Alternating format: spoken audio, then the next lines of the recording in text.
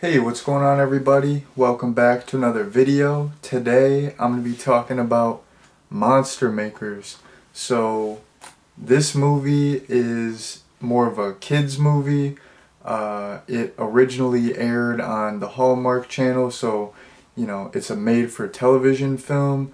Um, and you know what? I never heard of this movie in my entire life, and I was just at this video store by my house the other day, and I saw the cover, and it kind of gave me some Goosebumps vibes. I'm a big Goosebumps fan, and I read the plot synopsis on the back, and it takes place on Halloween, so I was like, you know what? It was only a couple bucks, and it was 25% off, so I'm like, you know what? I gotta pick this up, and I'm glad I picked it up because this movie was awesome. This is a great movie. I'm gonna show you all the DVD right here.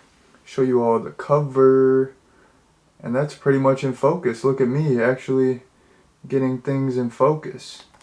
There's the back. Oh yeah, flexing some DVDs here. That's what I do. So yeah, I enjoyed this movie. It was a fun movie. You know, super solid kids movie. I feel like this this movie, like, I couldn't find that much about it. There wasn't a lot online that I could, because I try to do like a little research before the video, not anything extensive. I just go on Wikipedia, which, I mean, that's a great hard-hitting source if you're trying to get some truthful info. Wikipedia, that's where it's at. If you're trying to do a school project, Wikipedia. Your teachers, they'll love it. They'll be like, man, great source. But anyways, yeah, there wasn't that much out there about this movie, and this isn't on any streaming services, which I think is a shame because I feel like, kids today, I feel like they would enjoy this movie, because I feel like other Halloween themed kids movies from this era, like late 90s, early 2000s, are on streaming, and kids today do watch, like, all the Halloween Town movies from, the Disney Channel. Those are absolute classics. I'm pretty sure those are on, those are all on Disney Plus. I don't know, I don't have Disney Plus, but I'm pretty sure they are on Disney Plus. And, some of the Cartoon Network, kids horror movies are on streaming. Like, it's kind of a shame that this is not on streaming, because I feel like this was a great movie, a great kids movie, and I feel like kids today would really like it. So yeah, there's that. There's my little 2 cents. But before I ramble too long, I'm gonna give you all a little plot summary. So the beginning of the movie is kind of a flashback. It's the 1950s. There's this monster movie, and it came out. The theater got struck with lightning. They were using some new film stock. There was a reaction, and the monsters came out into the real world. It caused mass hysteria. People were going nuts. They're like, hey, there's these monsters on the loose. What the heck? What the heck? They're like in the sheriff's office. They're going crazy. They're whipping out guns. They're going nuts. So one thing leads to another. There's these monsters on the loose. That's not cool. We can't have that. So, they make the director of this film, completely remove the film from existence. It can't be shown anymore, and he has to, like, unrelease it so that we don't have monsters terrorizing the neighborhood. So anyways, yeah, the director has to unrelease the movie, and that was in the 50s, and then it fast forwards to present day, and you got this kid. He's just a huge horror movie fanatic. He's a huge monster movie fanatic. He collects, like, horror magazines and all kinds of stuff, and he's pretty much an expert with all this stuff. And his mom is a nurse, and she's actually taking care of the director. He's, you know, in his older age now. She's taking care of the director, and the director lets the kid clean out his basement. The kid finds the movie. He invites his like girlfriend over, not his girlfriend, but it's like a girl that's his friend. I mean, he's probably too young to have girlfriends. So yeah, he invites her over. They start watching the movie, and the monsters come back into reality, and you know, they don't watch the entire movie, so they don't really know how to stop the creatures, and the film reels are scattered throughout the neighborhood. So you know, there's this conflict where they're kind of being pursued by the monsters. They gotta survive. They also have to find all these scattered film reels to watch the movie, because you know, this kid, he's like a horror expert. He uses his knowledge of horror movies throughout the movie to, you know, kind of create a plan, but he needs to watch the entire movie in order to know how to stop these monsters. So that is the basic plot. So pretty cool, unique story. The monsters were cool. They weren't typical monsters really. They were kind of unique monsters, and some of the makeup effects on the monsters were really awesome, and you got to learn their backstories. That was cool. So yeah, you had some solid monsters, unique story. I thought the plot was pretty good. It was like entertaining, and it was like a great homage to, you know, older monster movies, like monster movies from the 50s. So that was cool. It was a nice like modern homage. Now that I gave you all the plot summary, I just want to go over some notable, like, familiar faces that I recognized in this. So the the guy who plays the director when he's older is the guy from the first segment in Creepshow 2, the segment with Sam Whitemoon and the you know, Native American statue that comes to life. Yeah, so he's the store owner from Creepshow 2, the director in this movie. So that, like, I recognized him right off the bat, and I'm like, my man, like, good to see him. Creepshow 2 rules. So that was a cool little connection.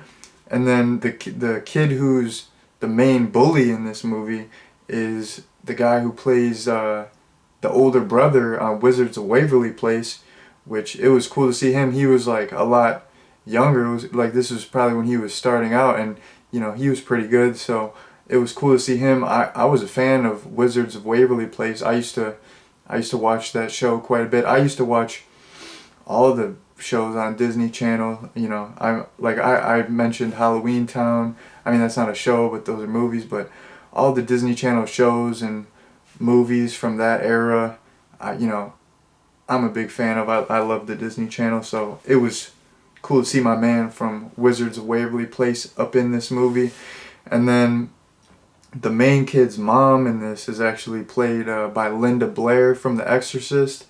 I mean, she's extremely famous, you know, so it's cool to see her. I'm just being real with you all. I've never even seen The Exorcist. I've never seen any of the Exorcist movies, which, I mean, might not be good for my credibility as a movie reviewer or someone who talks about horror movies. But I don't know. There's like a lot of notable horror movies that I haven't seen yet. It is what it is. You know, you can't watch every single movie. Everyone hasn't seen every movie, so what are you gonna do? I think it's kind of cool because I have like so many movies ahead of me. You know, there's so many classics that I haven't seen yet, and I still get to experience them for the first time. So that's pretty cool. I didn't even really like really get into horror movies until I was like older. Like I would always watch like Goosebumps and stuff growing up, and Halloween Town, and I was more of like a Halloween guy. Like I liked, you know, Halloween. I liked Halloween 4 a lot. I would watch Halloween 5 a lot when I was a kid, but yeah, I didn't like really get into it.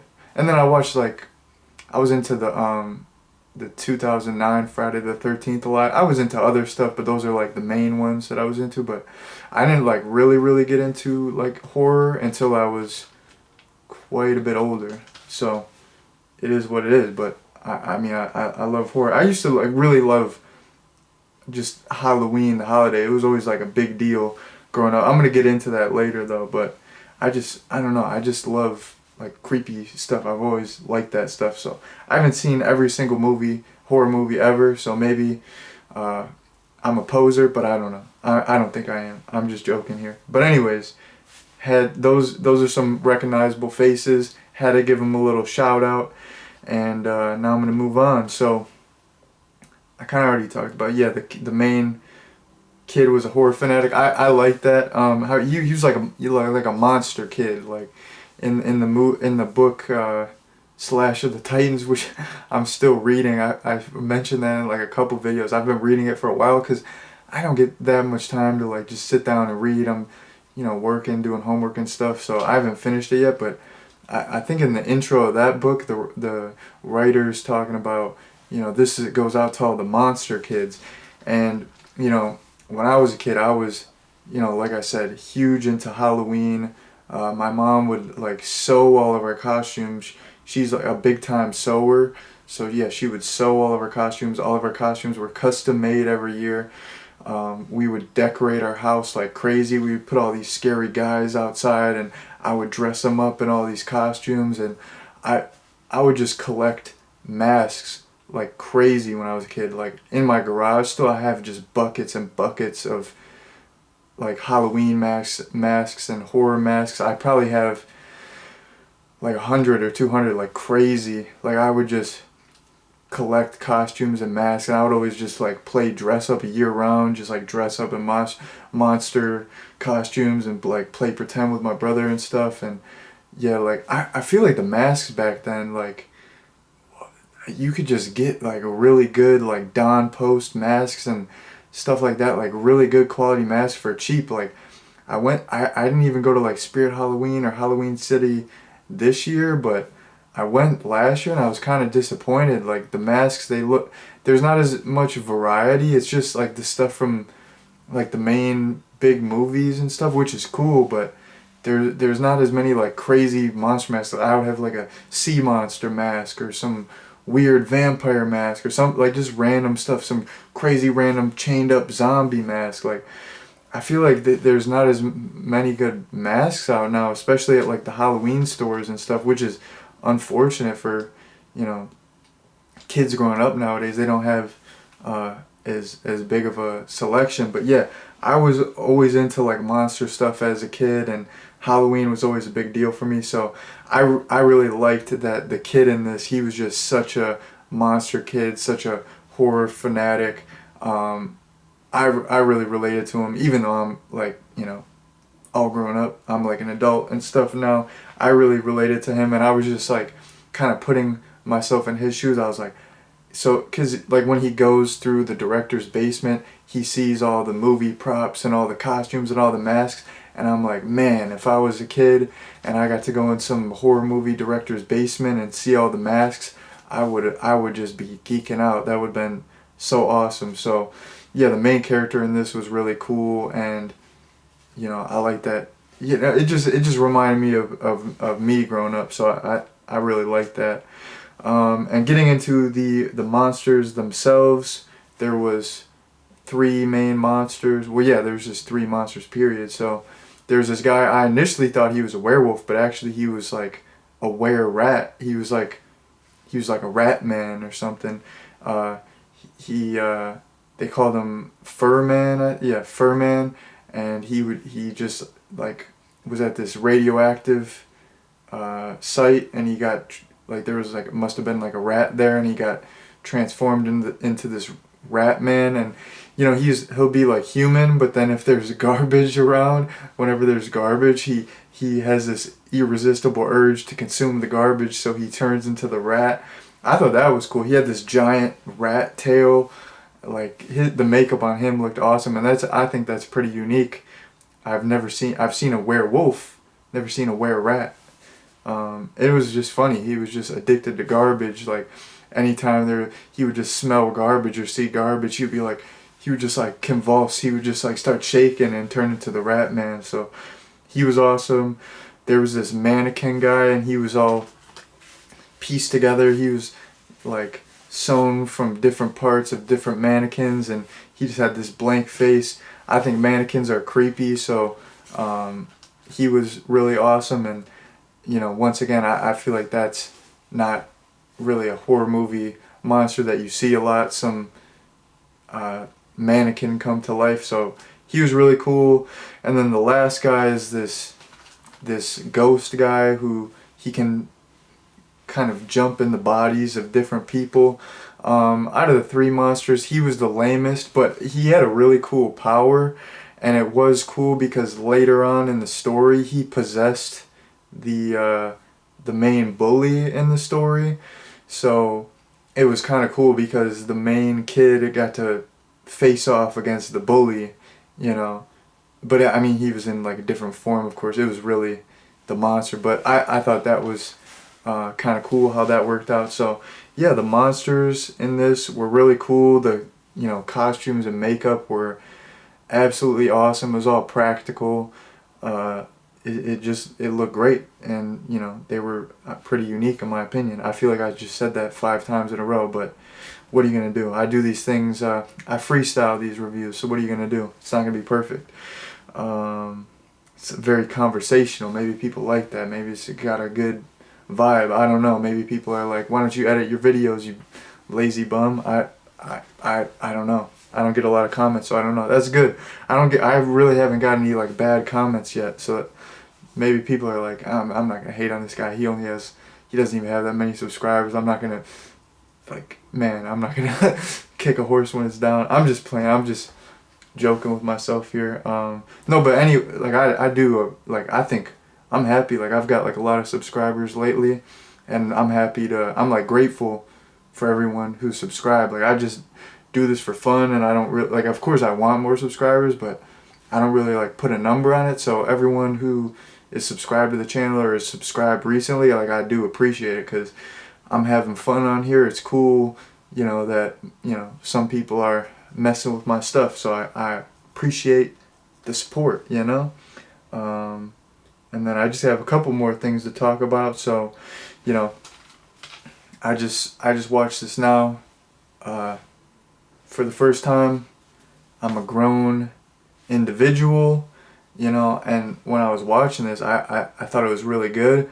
And I was thinking, man, if I watched this as a kid, I would have absolutely loved it. And it came out, when I was growing up. It came out like 2003 or it came out in 2003, but I think it came out on DVD in 2004. So, it would have been around the time when I was growing up, but I never watched it. But I just was thinking that, man, I would have really loved this as a kid. This would have been right up my alley.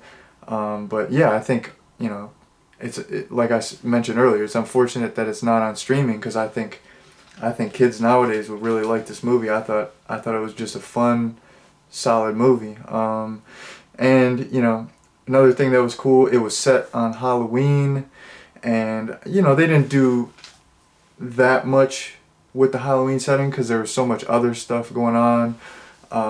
But this movie, I like the fact that it took place on Halloween. That makes it fun to watch in October. There was a lot of good Halloween atmosphere. I mean, not a lot. It was used like sparingly because, like I said, there was so much other stuff going on with the story, and you had the whole 50s homage going on too. There was a lot of elements, but you would see houses decorated. You would see a lot of jack-o'-lanterns. There's a Halloween party. Everyone was in costume, so there was a good amount of Halloween atmosphere. So I'm always a fan of that when I'm watching stuff in October. A nice movie set on Halloween with some good atmosphere. And then I kind of already mentioned this earlier, but I thought it was cool that it was an homage to 50s monster movies, and they kind of had fun with it. So in addition to the monsters, the sheriff, who was the hero in the original movie, he he got transported into modern times as well, and there was a lot of fun moments where he's just kind of out of place, and he's kind of a fish out of water, where he has all these funny reactions to new technology, and all of the women in this, he calls them ma'am, and they're like, because he's so proper, and because he's from the 50s, he's so proper, and he doesn't like swear. He's always like, heck yeah. I mean, it's a kids movie, so they're not going to swear anyways, but he's always like, okay, ma'am, yes, ma'am, and they're like, stop calling me ma'am. So I thought that was funny. And then there's this sequence where there's a microwave, and he's never seen a microwave before. He's like, what is that, a bread machine? What is that, a bread making device? And they're like, no, that's a microwave. You can use it to make popcorn. He's like, well, why can't you make he's like, make it popcorn then, he says to the guy, and the guy's like, well, you'd have to go get the popcorn. He's like, ha, you were lying about it. It doesn't make popcorn. You could have just pressed the button and made the popcorn. No contraption exists. You're lying to me. So that was really fun. And then the kids are, browsing the internet. They got a laptop, and they're going on these websites and forums looking up horror movie stuff, and he's just shocked. He's like, the internet? What is the internet? Like, what the heck are you guys talking about? So it was kind of fun that they played with the fact that all these people, they've been trapped in this 50s movie, and then he was trapped in this black and white movie. So when he comes out into the real world, he's like never seen colors before, so he's just like admiring flowers. He's like, wow, these roses, they're so much more beautiful than the black and white roses. So I thought they kind of had fun with the whole 50s homage, and there was just so many funny moments with the sheriff reacting to the modern world. So yeah, this movie was super well done. This is a great kids movie, great Halloween time movie, great monster movie. So I would recommend it. I think this is super solid. 10 out of 10. Would recommend it. Absolutely nothing wrong with it. And that's all I gotta say about this movie. So I'm gonna head out here in a sec, but before I do, I want to thank you all very much for watching, and I'm heading out here. Peace out.